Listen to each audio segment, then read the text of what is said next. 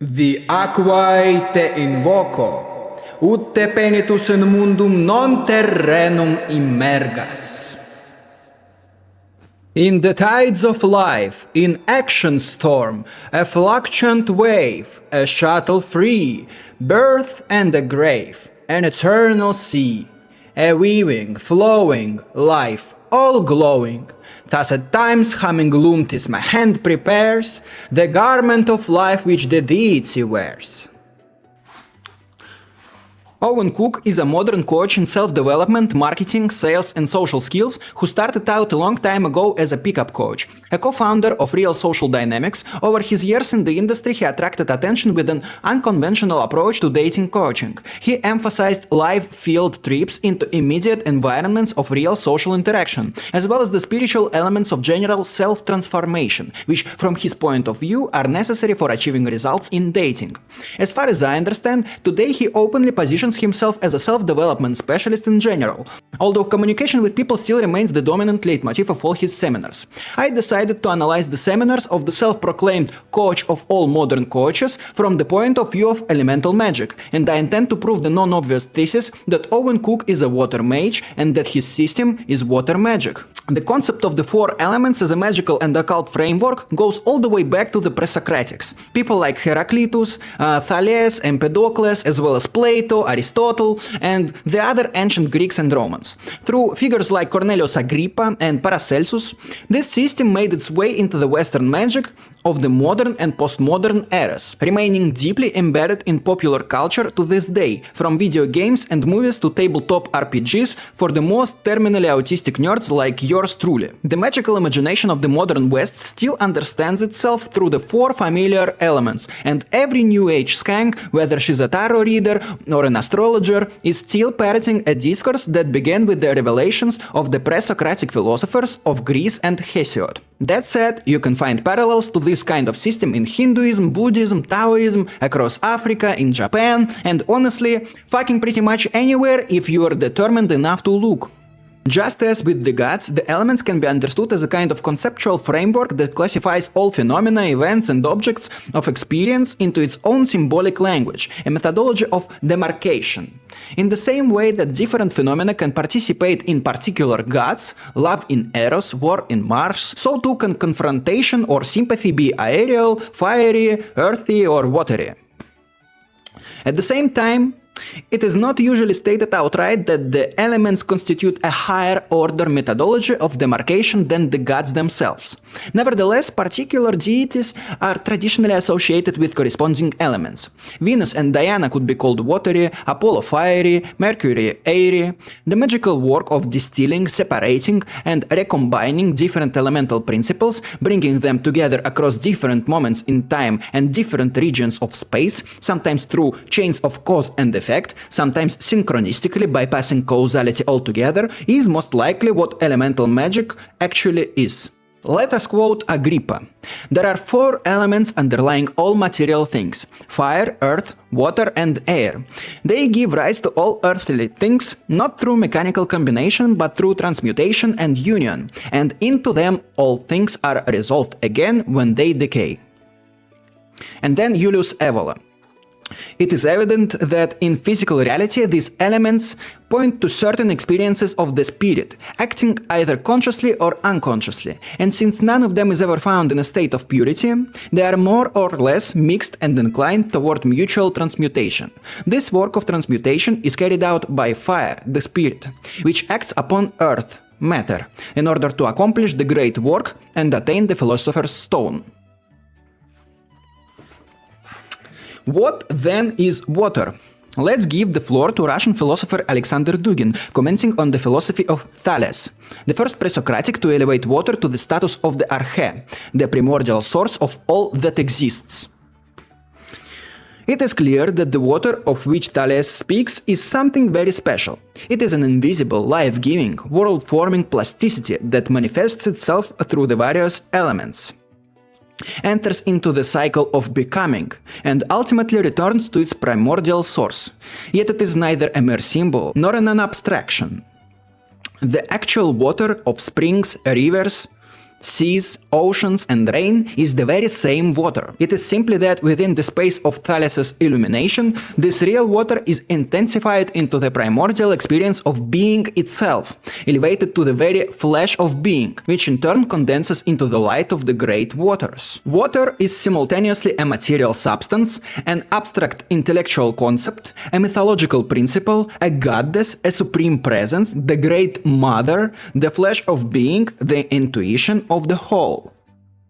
Water is the primordial ground of manifestation. In Hinduism, its analog is Prakriti, the primordial nature. At the same time, the heavenly realm of Hindu cosmology, Swara, is described as a world of waters, inhabited by the water maidens known as the Apsaras. The Bible likewise speaks of the waters above, which were separated during creation by the firmament. In this sense, one could indeed call the water of Thales divine. Water reveals itself through life. Life shines through forms, bodies, and beings in a total and all-encompassing way. There are no empty spaces in the world. There is only water, manifested and hidden. It is the water of the soul, from which the subtle aspects of humans, animals, gods, objects, and forces are formed. Everything possesses a soul: trees, centaurs, flowers, human beings, magnets, nymphs, and gods alike. Souls are streams of divine water that animate bodies and nourish them with their own self-generated energy.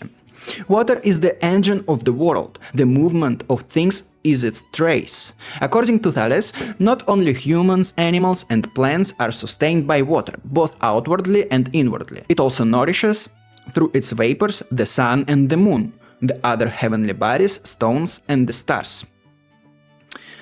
And a few words from his section on Yevgeny Golovin, arguably the face of Russian alchemy.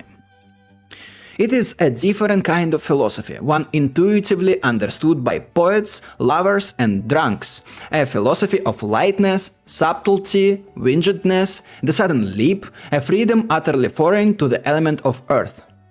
Only in the realm of water does the human I become a captain, provided it does not become a drowned man instead. The body becomes a ship, and nature begins to breathe with the early spring of Botticelli.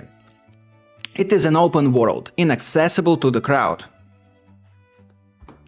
So, in short, water is simultaneously the alchemical prima materia, the primordial stream of potential and possibility, but also plasticity, continuity, fluidity, becoming, emotionality, empathy, as well as reflectivity, attachment, and codependence.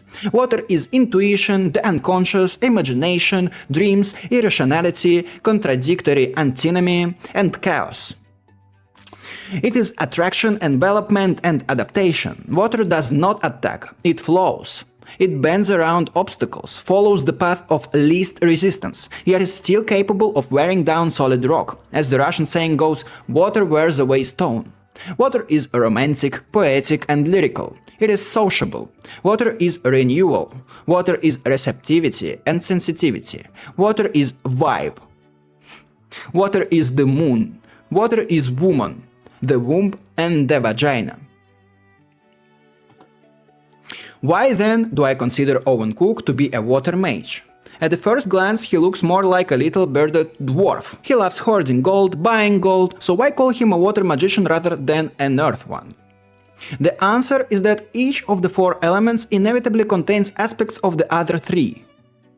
Owen can spend all day building business systems, leap from one idea to another with the agility of air, or passionately shout in defense of his position with the intensity of fire. But despite all that, water occupies a singular, unmistakable, and pervasive role throughout his entire philosophy. First of all, Owen Cook builds much of his self-help system on the work of Eckhart Tolle. Eckhart Tolle is a contemporary New Age author who, in my view, vaginalizes the divine absolute. He tends to feminize the God of the Abrahamic religions, the Tao of the Tao Te Ching, and so on.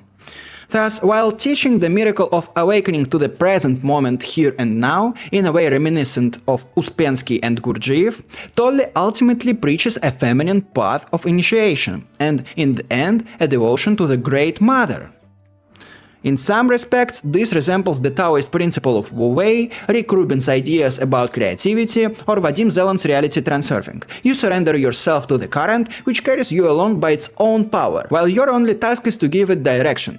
Owen has described this state through the metaphor of transparency as well. The goal is to become transparent like a crystal and not get in your own way, so that the light can shine through you. In this way, the cosmos creates through you while simultaneously filling you with energy. Your only job is not to interfere with the process. Water magic, ladies and gentlemen. Next, one of the foundational frameworks for understanding magic comes from James George Frazer, most famously laid out in The Golden Bough. The concept of sympathetic magic, built upon the principles of similarity and contagion. The fluid, free-form nature of this way of discovering meaningful connection is, in my view, profoundly watery. And this is characteristic of Owen's worldview as well. He has admitted on several occasions that he eats an exceptionally rare and expensive ginseng root that is several hundred years old, believing that by ingesting it orally, he is also absorbing its wisdom. He has also said that his lion's mane mushroom possesses agency, and that he carries on a dialogue with it. Of course, you can find hints of the other elements here too, as you always can. But what interests me is the recurring pattern of water, receptivity, reflectivity, openness to influence, and a distinctly psychedelic mode of perception. Owen has even openly admitted at times that he deliberately aims for a psychedelic atmosphere and effect on his audience in order to break down the ordinary boundaries of what people consider normal. But let's keep going. By Owen's own account, he learned business, marketing, sales, public speaking. In fact, he's built his entire career by studying dating and focusing almost exclusively on that one area of life in the beginning. He started out trying to figure out how to attract women, but eventually unfolded that process into something spiritual. And from there, from the metaphysical vagina, an endless waterfall of wisdom began to pour forth, irrigating every other domain of his life until they overflowed. Vaginal water magic. What's more, during one seminar, he asked the audience whether they put women on a pedestal, openly admitting that he certainly does. Then one guy replied that women often annoyed him with their behavior, which, if you ask me, is a perfectly normal heterosexual assessment. Owen immediately switched into the kind of gaslighting you'd expect from a stereotypical TikTok matcha latte diva and asked the guy whether he'd even considered fucking a man instead. A classic Jezebel-style gaslighting tactic, hinting once again at a certain feminist worldview. "I'm just thinking about women and what they want all the time." That's his direct quote. Which brings us to the next point. Owen's magical practice is built around receptivity, much like the water signs of the zodiac. One of the central pillars of his methodology is shifting your attention away from the subject, that is yourself, and toward the object, that is the person you're interacting with, especially a woman. His signature question to women, "Are you a vibe? Are you a vibe?" No, but are you a vibe? Is symbolically connected not only to vibration of the ether, the astral, one could even say a wave of water, but also reflects his very principle of shifting the spotlight. Now she is the one trying to prove to you that she's worthy of your company, whereas normally it's the other way around. You can fail to be liked by someone because they didn't like who they were when they were with you. That's another one of Owen's quotes. Once again, it embodies what I would call the logic of Pisces, the logic of water, shifting the center of attention onto the person rather than yourself. At the same time, Owen warns that toxic codependence and people-pleasing are unhealthy as well. You could say that's a water gone bad, stagnant water, a swamp rather than a flowing river. The Piscean of the Pisces, I mean. The Piscean watery principle manifests itself for Owen not only in dating, but also in the art of public speaking. The principle is called "you as the room." In order to communicate effectively and charge the room with the right energetic vibrations, to feel completely at ease within a given social environment, or as the Russians say, like a fish in water, Owen proposes identifying yourself with the social space itself and beginning to experience yourself as one with it. At times, this means doing more skillful energetic work on the astral level in order to influence the mood of the so-called room more effectively. But in other situations, Owen recommends something seemingly paradoxical. Quote, "Don't force anything. You show up and you can be completely passive. Just listen, watch what happens and go with the flow." As he explains, there are moments when taking a passive role in an interaction is actually more useful and more appropriate, allowing the other person to play their part in the dance of social interaction and paradoxically enabling you as the subject to achieve a better outcome. Now for what is perhaps the most important point. Emotions. We cry, our noses run, we feel feelings, all of that belongs to the domain of flowing water. Owen frequently promotes a principle he calls active emotional control. In his view, you shouldn't merely control your own emotions like a Zen monk. You should also shoot your emotions into other people. That's his wording. I think the astral connotations of such a methodology are fairly obvious, as is its unmistakably watery nature. According to Owen, through emotional regulation, you should be capable of influencing the entire crowd around you. You first cultivate a particular emotional state within yourself, and then you try to charge the entire room, or well, the girl, with that emotion. An equally watery aspect of Owen's system is his idea of free association. Although Owen uses the term somewhat loosely, free association is a classic psychological technique for revealing the unconscious, first introduced by Francis Galton and later popularized by Freud and the psychoanalytic tradition. The formal rule of the method is simple. Say whatever comes into your mind, even if the thoughts seem absurd, trivial, unrelated to the topic, or likely to make you feel embarrassed or ashamed. In other words, it is an almost perfectly watery mode of psychic behavior. As Carl Gustav Jung wrote, water is the most common symbol of the unconscious. Owen constantly promotes free association as a hidden key to becoming more attractive and charismatic. He contrasts this style of communication with the rigid uptightness of what you might call an anal retentive personality, like Napoleon in Ridley Scott's film, someone optimized to the point of robotic, earthy automatism. Such over-optimization robs not only the person himself of any enjoyment in what he does, including sex, but also deprives everyone around him of the pleasure of interacting with him. As Owen puts it, logic kills you, free association gets you laid.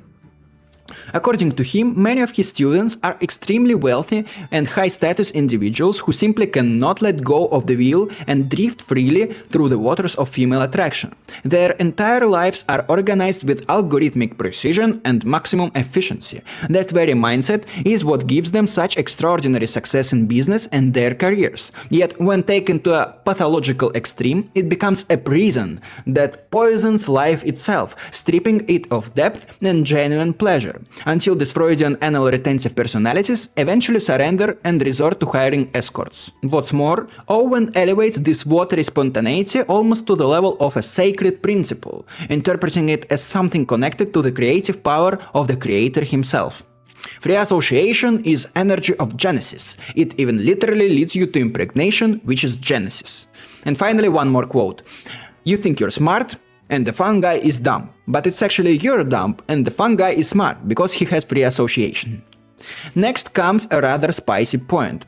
Owen ejaculates regularly and openly considers himself part of the pro-fap movement. Unlike most gurus, he's pro-masturbation, even when sex with women is readily available. Whereas guys like Nick Fuentes advocate avoiding masturbation altogether and desexualizing the mind, transmuting semen into fire, into passion for one's own creative work and influence on the world, into fuel to keep moving forward, many modern chaos magicians ritualistically orgasm as part of magical workings, using sexual release to accomplish a desired operation through more overtly witching means. Owen has never endorsed practices like that directly, but he does openly identify himself as someone who periodically releases his reproductive waters. Let's just leave that coincidence sitting there in the margins. Another amusing detail is how precisely Owen compares the state he tries to cultivate within himself and to invoke in his students to the state of alcohol intoxication, which is watery in every conceivable sense. As Clavicular, for example, has pointed out, alcohol lowers your inhibitions, much like other pharmaceutical substances that Clav generally recommends instead, since they don't make you descend in the same way. Nevertheless, alcohol remains by far the most widespread expression of humanity's unconscious psychic life in this regard. As the Russians say, to a drunk man, the sea is only knee-deep. Knee-deep.